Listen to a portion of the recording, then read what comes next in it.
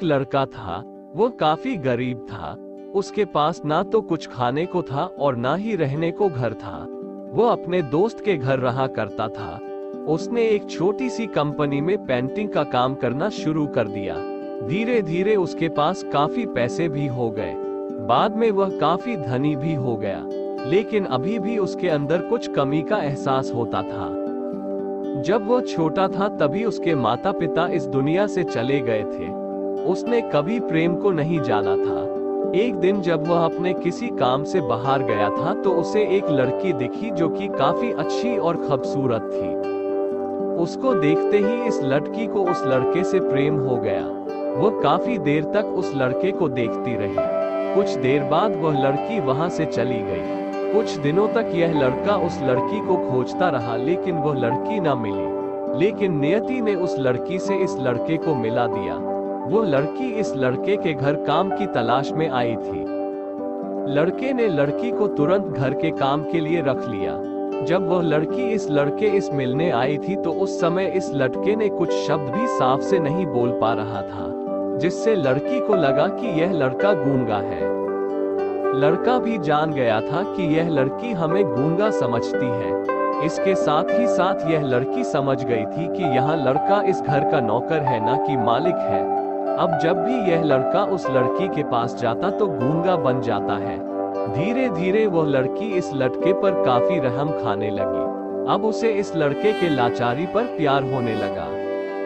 लेकिन फिर वह लड़की एक बात से डरकर पीछे हट जाती थी। इस लड़की के भी माता पिता बचपन में ही मर चुके थे।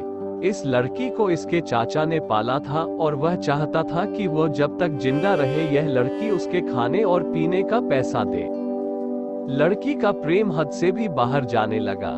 लड़के के एक खांसी पर भी वो लड़की दौड़े उस लड़के के पास पहुंच जाती थी। अब लड़का भी समझ गया कि इस लड़की को मुझसे प्रेम हो गया है। लड़का भी बहुत ज्यादा उस लड़की से प्रेम करता था। उसने पहले लड़की के बारे में सब कुछ पता किया। जब उसे सब पता चल गया तो वह बहुत रोने लगा, क्योंकि उसने गूंगे होने का झूठ बोला था। अब वह दिनों रात रोने लगा। लड़की अपने सैलरी में से लड़के की इलाज करवाने को कहती थी। एक दिन सुबह ही उस लड़की को पता चला कि वह लड़का हॉस्पिटल में भर्ती है। वह दौड़ते हुए जब हॉस्पिटल में पहुंची तो उसने देखा कि लड़का बेड पर बेहोश पड़ा है। उसके आसपास काफी मशीन लगी हुई थी। जब लड़की डॉक्टर के पास पहुंची तो वहां पर डॉक्टर ने उसे बताया कि लड़का अब बोल नहीं सकता है। उसने अपनी जीभ को कटाने की कोशिश की है। इसके साथ ही उस डॉक्टर ने उस लड़की को एक पत्र दिया। उस पत्र में लिखा था, मैं एक काफी धनी लड़का हूँ। जिस घर में तुम काम करती हो उस घर की मालिक मैं ही हूँ। लेकिन इसके साथ ही मैंने तुमसे एक बहुत बड़ा झूठ बोला है कि मैं एक गूंगा हूँ।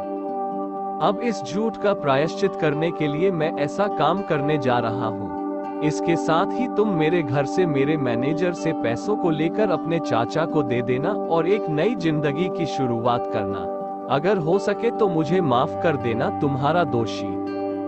इस पत्र को पढ़ने के बाद उस लड़की के आंख आंसू से भर आए।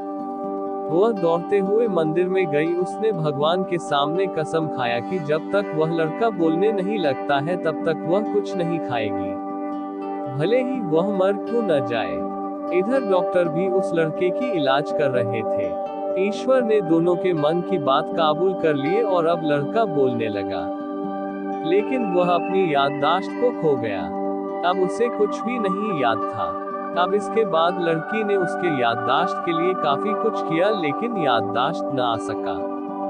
अगर प्रेम की नींव को झूठ पर रखा जाए तो वह गिर ही जाता है।